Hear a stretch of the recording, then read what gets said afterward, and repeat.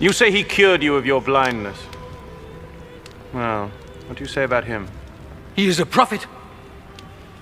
The Jewish authorities, however, were not willing to believe that he had been blind and could now see, until they called his parents.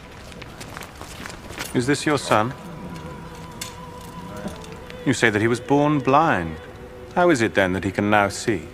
We know that he is our son, and we know that he was born blind.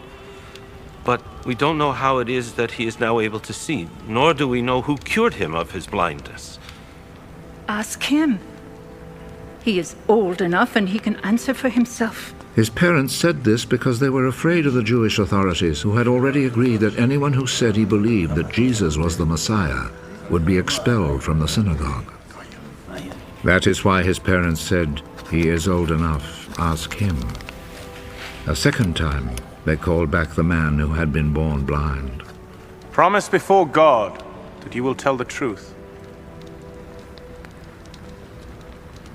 We know that this man who cured you is a sinner.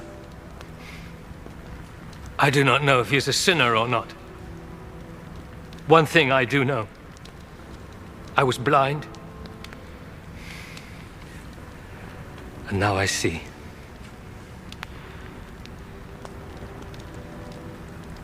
What did he do to you? How did he cure you of your blindness? I have already told you, and you would not listen. Why do you want to hear it again? Maybe you too would like to be his disciples.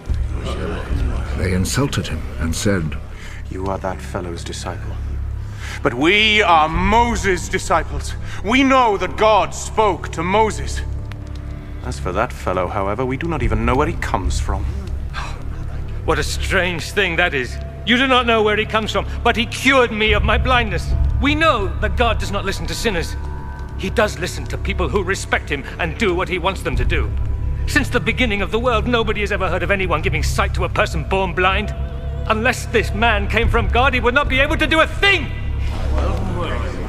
You were born and brought up in sin!